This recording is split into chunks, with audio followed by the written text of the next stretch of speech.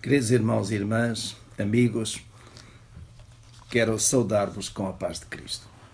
Esta é, sem dúvida, a grande mensagem do cristianismo e também a joia suprema do ministério terreno de Nosso Senhor Jesus Cristo. Se Ele não tivesse ressuscitado, a nossa fé seria vã.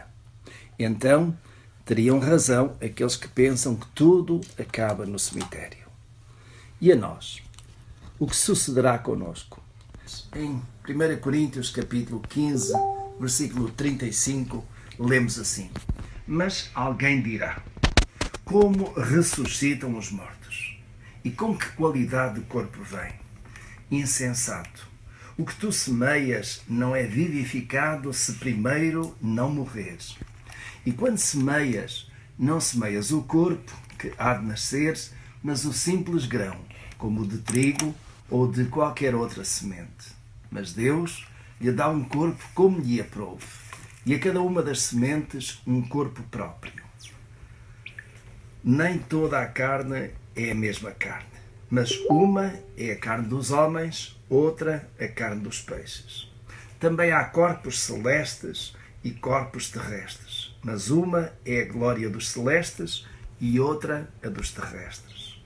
Também há corpos celestes e corpos terrestres, mas uma é a glória dos celestes e outra a dos terrestres.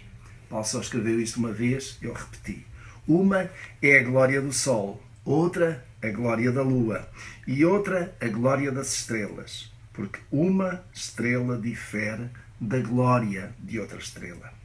Assim também é a ressurreição dos mortos. Semeia-se o corpo em corrupção, é ressuscitado em incorrupção. Semeia-se em ignomínia, é ressuscitado em glória. Semeia-se em fraqueza, é ressuscitado em poder. Semeia-se corpo animal, é ressuscitado corpo espiritual. Se há corpo animal, há também corpo espiritual. Assim também está escrito: o primeiro homem, Adão, tornou-se alma vivente. O último Adão, espírito vivificante. Mas não é primeiro o espiritual, senão o animal, depois o espiritual. O primeiro homem, sendo da terra, é terreno. O segundo homem é do céu. Qual terreno, tais são também os terrenos. E qual celestial, tais são também os celestiais. E assim como trouxemos a imagem do terreno, traremos também a imagem do celestial. Mas digo isto, irmãos, que carne e sangue não podem herdar o reino de Deus, nem a corrupção herda a incorrupção. Eis que vos digo um mistério: nem todos dormiremos, mas todos seremos transformados, num momento, num abrir e fechar de olhos, ao som da última trombeta, porque a trombeta soará, e os mortos serão ressuscitados incorruptíveis, e nós seremos transformados.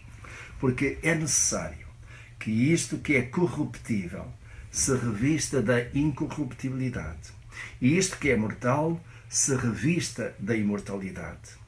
Mas quando isto que é corruptível se revestir de incorruptibilidade, e isto que é mortal se revestir da imortalidade, então se cumprirá a palavra que está escrita: tragada foi a morte na vitória. Onde está, ó morte, a tua vitória? Onde está, ó morte, o teu aguilhão? O aguilhão da morte é o pecado. E a força do pecado é a lei. Mas graças a Deus que nos dá a vitória por nosso Senhor Jesus Cristo. E estas as palavras do apóstolo Paulo relativamente a estas grandes questões da ressurreição. E nós temos algumas perguntas que vamos com certeza encontrar resposta. Para explicar a ressurreição, o apóstolo Paulo usa a símile da sementeira, conforme nós podemos ler naqueles versos 36 e 37.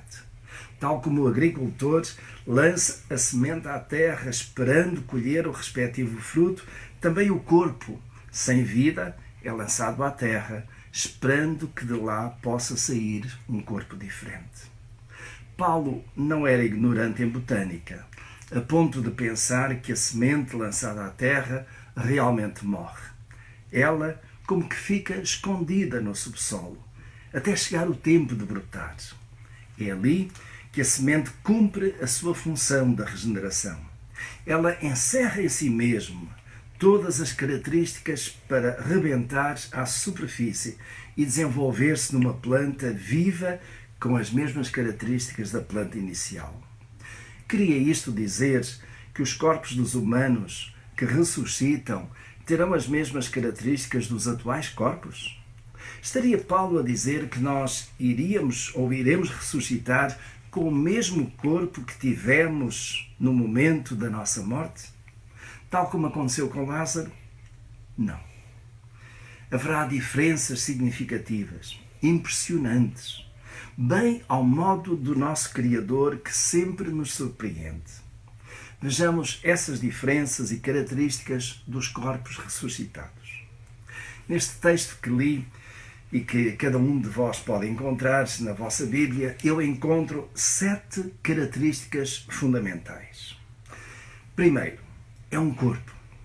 O corpo que vai ressuscitar, ou aquilo que vai ressuscitar depois da nossa morte, é um corpo. E nos vários versículos, Paulo deixa bem claro que após a morte ressuscitaremos com um corpo. Ou seja, não seremos vegetais, nem animais, nem espíritos, nem anjos ou qualquer outro tipo de seres. E nos versículos 42 a 50, Paulo apresenta as características muito específicas e claras deste corpo. A segunda característica, então, que nós encontramos é que este corpo é incorruptível. Ele diz: semeia-se em corrupção. A palavra que Paulo usa para corrupção pode significar ruína, destruição, deterioração, depravação. E porque o homem foi criado com corpo e alma, a corrupção atinge este binómio.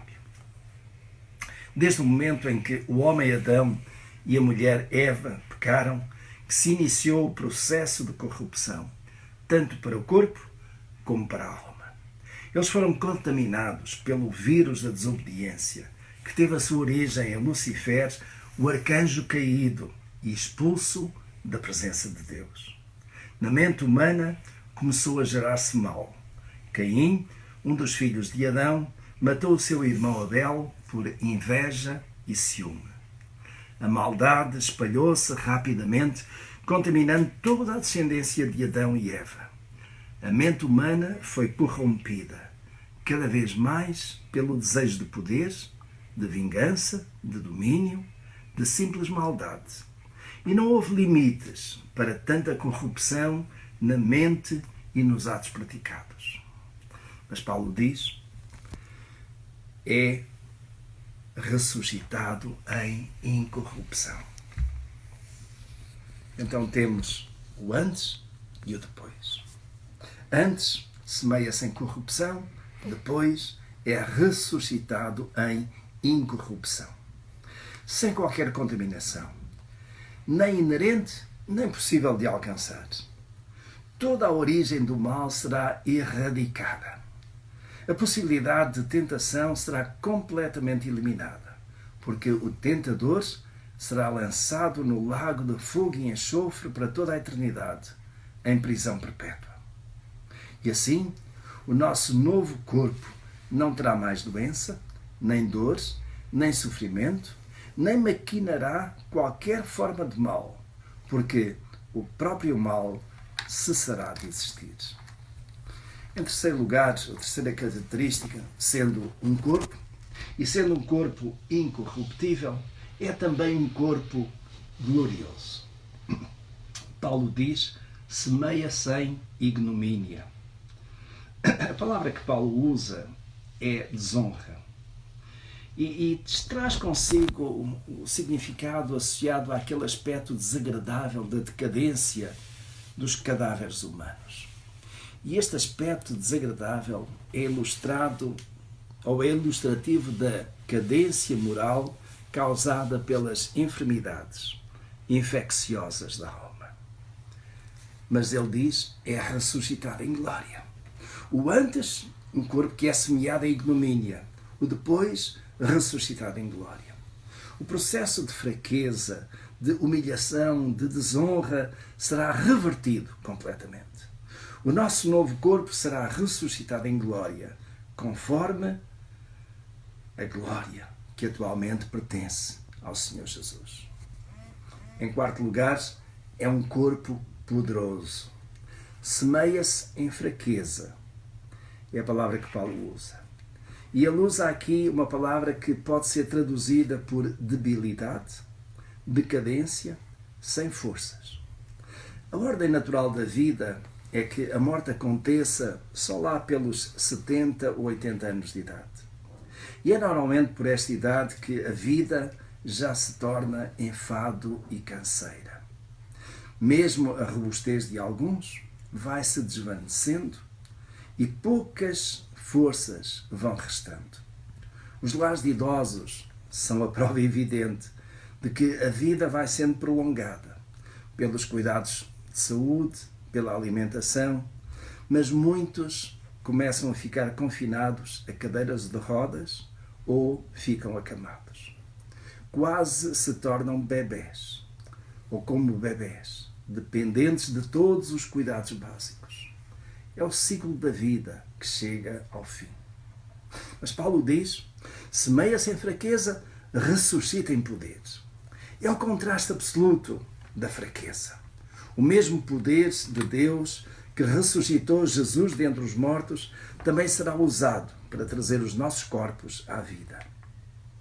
Teremos na nossa alma e corpo um vigor eterno, inesgotável, que jamais será diminuído. O poder do pecado é completa e definitivamente aniquilado pelo poder divino. Então já temos aqui 4 características. Só lembrar, é um corpo incorruptível, é um corpo glorioso, é um corpo poderoso, mas também é um corpo espiritual.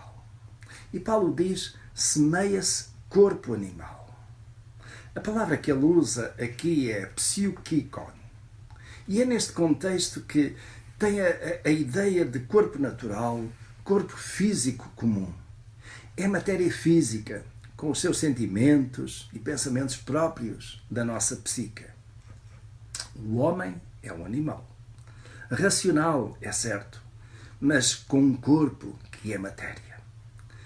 E esta é mais uma forma de Paulo ressaltar o aspecto humano que caracteriza o nosso corpo atual. Este corpo, que é carne e sangue, conforme ele diz mais adiante, no versículo 50 deste capítulo 15, não pode herdar o reino de Deus. Então o quê? Então é ressuscitado corpo espiritual. Semeia-se corpo animal, mas é ressuscitado corpo espiritual. Já a palavra que Paulo usa aqui para espiritual é pneumáticos, ou pneumáticos. Será um corpo totalmente distinto, sem partículas ou moléculas materiais. Talvez à semelhança do corpo ressuscitado de Jesus. Os discípulos puderam reconhecê-lo, mas não foi preciso abrir-lhe a porta para ele entrar naquela casa fechada onde os discípulos estavam. Houve uma certa continuidade entre o corpo de Jesus antes da ressurreição e o corpo ressurreto. Paulo também deixa a entender que será assim com o nosso corpo espiritual, quando diz, se há corpo animal, também há corpo espiritual. Está lá no verso 44. E isto já pode responder à nossa pergunta. Será que lá no céu nós nos vamos reconhecer? Penso que sim.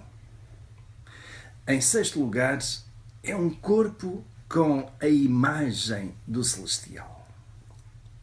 Ele diz, trazemos a imagem do terreno. Traremos a imagem do celestial também. Então, a primeira parte, traremos a imagem do terreno. A palavra que Paulo usa para imagem é ícone. Uma palavra bem conhecida, ícone, icónico. Palavra usada para indicar as efígies das moedas, onde os imperadores colocavam a sua cara, a sua face, e que por muitos séculos se tem visto aí em muitas moedas, inclusive algumas da União Europeia. Também a palavra usada para imagens dos ídolos. O homem foi feito à imagem de Deus. Nós compartilhamos da mesma natureza humana que Adão possuía. Natureza esta que tem alguns traços da natureza de Deus, os quais têm sido corrompidos pelo vírus da desobediência. O homem, apesar de ter tido comunhão com o Criador, tem sido terreno.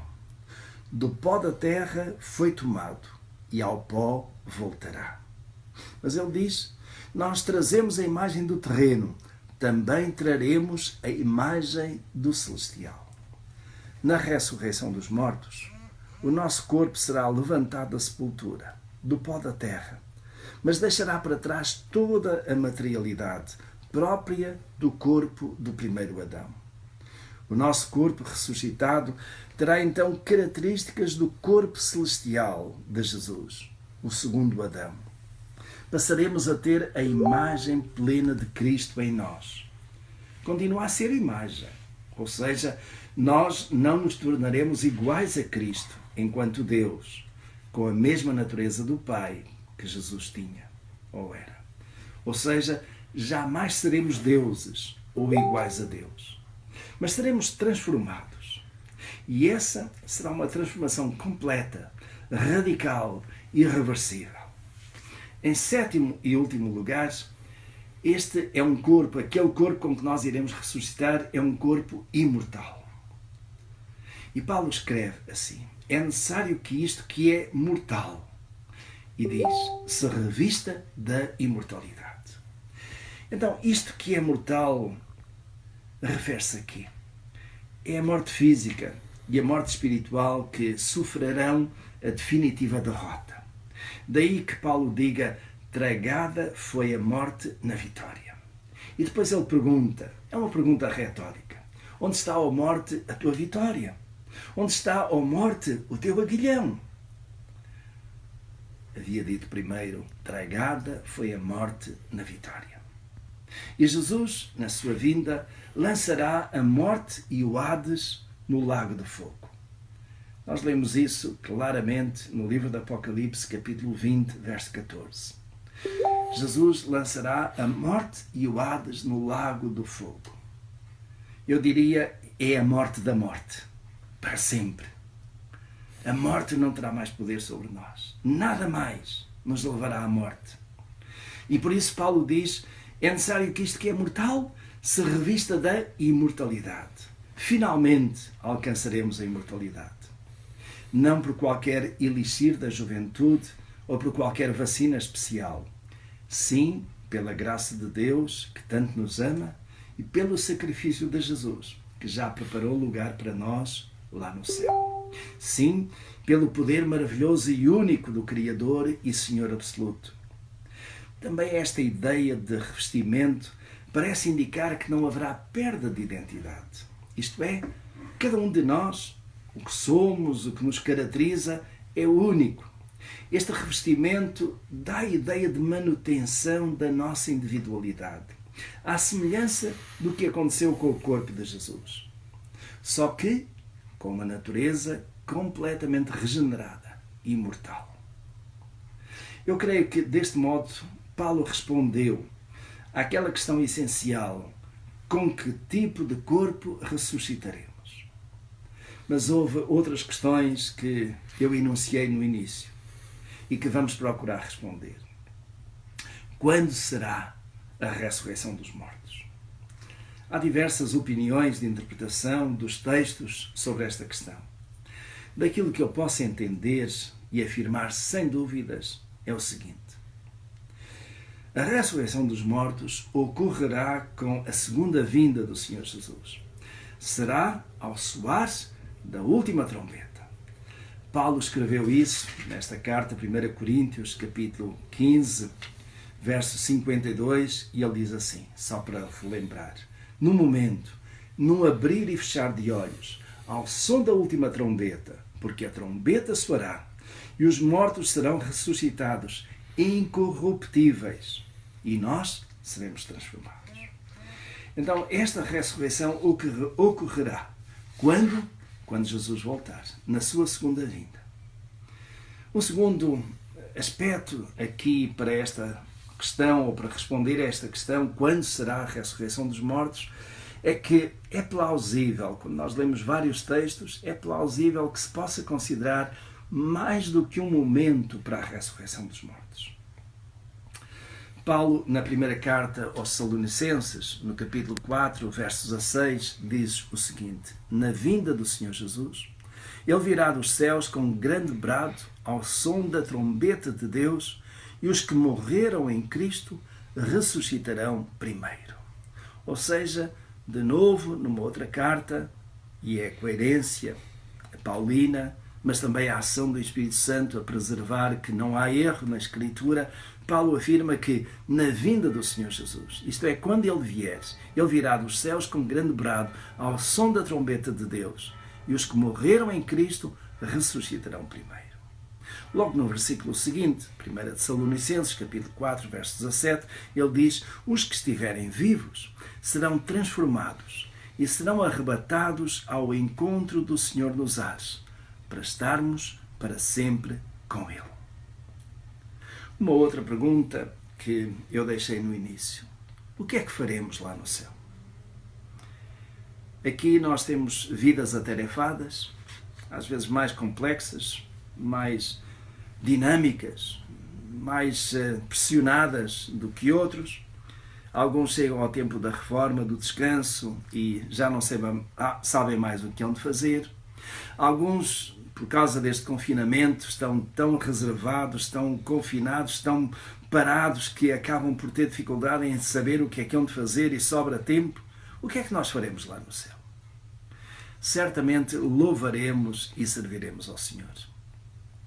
Quando João tem aquela visão, uma das 4 visões lá do Apocalipse, em que ele vê uma multidão incontável. E ele pergunta: quem são estes? E a resposta é: são os que vieram da grande tribulação. Lá em Apocalipse capítulo 7, os versículos 9 a 17, que eu recomendo que seja lido. E o que é que essa grande multidão fazia? Louvava e servia ao Senhor todo o tempo. Então esta vai ser uma das nossas funções lá. É isso que nos vai ocupar o tempo. Louvar e servir ao Senhor. Mas também, certamente nós iremos conhecer o Senhor como Ele nos conhece. Com todas as nossas dúvidas que serão respondidas.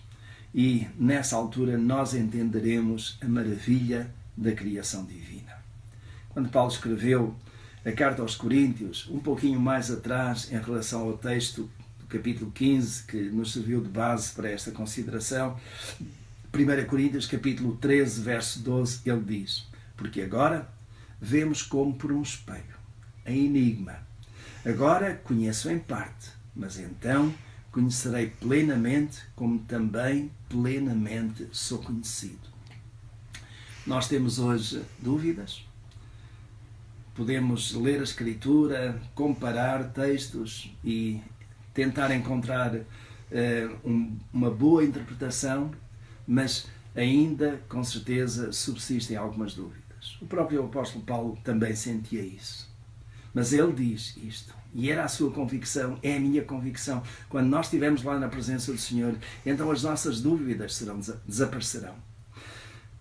Já não seremos mais como Tomé, que naquela altura precisou de colocar os dedos, não chegou a colocar, não foi necessário, mas ele viu, de facto, os sinais dos cravos.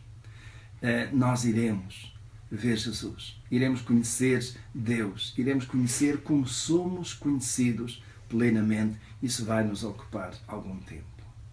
Mas, porém, todavia, no entanto, tudo isto são adversativas para quê? Pensa um pouco. Na verdade, tudo isto que foi dito não é para todos. Não é para toda a humanidade. Este corpo ressuscitado desta maneira, com estas várias características que Paulo enunciou, não é para todos. É apenas para aqueles que creem verdadeira e incondicionalmente no Senhor Jesus. É para aqueles que o aceitam e lhe obedecem, seguindo os seus ensinos. Todos os textos citados são claros quanto aos destinatários. Paulo dirige-se a quem? Aos crentes de Corinto. Paulo está a falar àqueles que creem. E por isso mesmo ele havia dito: se Cristo não ressuscitou, logo é vã a nossa fé, também é vã a nossa pregação, e aquilo que nós queremos vale apenas para esta vida. Não. Tem a ver com crer, tem a ver com confiança, tem a ver com entrega. Então todo este texto e aquilo que Paulo falou tem a ver exatamente com quem? Destina-se a quem? Aos que creem em Cristo Jesus. Por isso é um texto para mim, é um texto para si, que é um seguidor de Jesus pela fé. Mas este texto também pode ser para todos aqueles que nos ouvem, que estão à nossa volta, que ainda não reconheceram o seu pecado, mas que podem pedir perdão a Deus e decidir obedecer aos seus ensinos. Se você é um desses, não deixe para amanhã a decisão mais importante de toda a sua vida. Agora mesmo, convide Cristo a entrar no seu coração e a restaurar a sua alma. Ele quer salvar a sua vida hoje mesmo. Convide Jesus. Diga-lhe exatamente em que condição está, aquilo que você é, talvez a sua pouca fé, mas confia que Jesus Cristo é o Filho do Deus vivo, aquele que veio para morrer na cruz do Calvário por si, e porque o ama, porque realmente quer também dar-lhe esta oportunidade de ter um corpo transformado, um corpo que na ressurreição vai ter todas estas características que eu mencionei e que Paulo referiu como sendo um corpo incorruptível, um corpo glorioso, um corpo poderoso, um corpo espiritual, um corpo com a imagem do celestial e um corpo imortal. Isso também está ao seu dispor, tão somente com a condição de você aceitar Jesus Cristo como Senhor e Salvador da sua vida. Faça agora esse mesmo convite a Jesus para entrar no seu coração, na sua vida, e que Deus realmente vai atender à sua oração, ao seu pedido, e vai transformar a sua vida e dar-lhe esta esperança tremenda que todos nós temos, porque queremos que Deus honra a sua palavra e aquilo que Ele prometeu Ele vai cumprir, e como Jesus disse: vou preparar-vos lugares. E se eu for, voltarei para que vos levares, para que onde Deus estiver, estejais vós também. Eu quero estar lá em cima com o meu Senhor Jesus. Você quer também? E se você quer, e eu creio que você quer, basta crer, convidar Jesus a entrar na sua vida. Faça-o agora mesmo. Deus o abençoe hoje e para todos os dias da sua vida. Amém. Muitas dúvidas? Que respostas nós encontramos na Escritura?